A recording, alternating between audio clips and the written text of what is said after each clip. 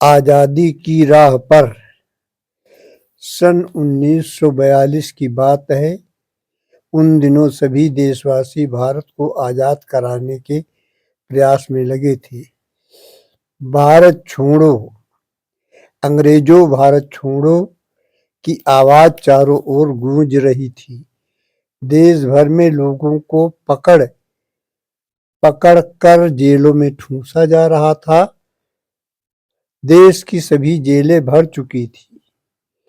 पूना से कुछ दूर हरे भरे वृक्षों से घिरा एक महल है, आगा खां महल। चारों ओर पेड़ पौधे होने से वहां हरियाली ही हरियाली रहती है। आगा खां के महल को भी जेल का रूप दे दिया गया था। गांधी जी व कुछ अन्य बंदी नेताओं के साथ इसी बंदी गृह में थे। गांधी जी की पत्नी कस्तूरबा भी उनके साथ थी। गांधी जी दिन भर पढ़ने लिखने में व्यस्त रहते, पर सुबह शाम खूब सैर करते। संध्या का समय था। गांधी जी कस्तूरबा के साथ वृक्षों की हरियाली तथा शुद्ध वायु का आनंद ले रहे थे।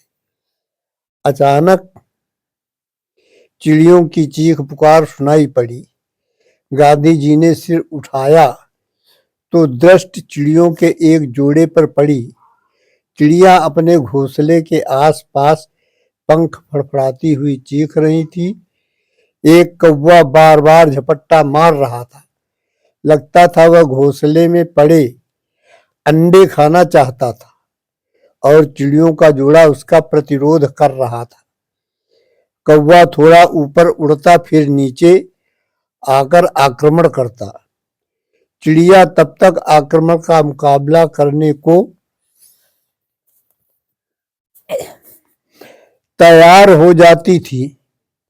वे उसे चोंचे मार मार कर बेहाल कर रही थी। तभी दो चार चिड़िया और आ गई। सभी ने कौवे पर एक साथ आक्रमण कर दिया। बस फिर क्या था, कौवा घबरा गया और कांव कांव करता वहां से उड़ गया। एक क्षण में चिड़ियों की चीख पुकार मधुर संगीत में बदल गई। गांधी जी को ऐसा लगा मानो वे सब कौवे को हराकर अपनी विजय का जश्न मना रही हूं।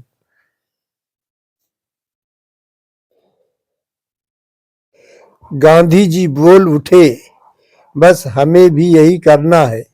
विदेशी ताकत से एकजुट होकर लड़ना है। उनके अन्याय का मुकाबला न्याय से करना है और उनकी हिंसा को अहिंसा से जीतना है और उनके झूठ को अपने सत्य की शक्ति से पराजित करना है। केवल एक ही बात ध्यान में रखें कि पूरा देश मिलकर उनसे लड़े। हम जीतेंगे और अवश्य जीतेंगे, इन्हीं चिड़ियों की तरह। फिर क्या था, प्रत्येक देशवासी को साथ लेकर गांधी जी चल पड़े आजादी की राह पर।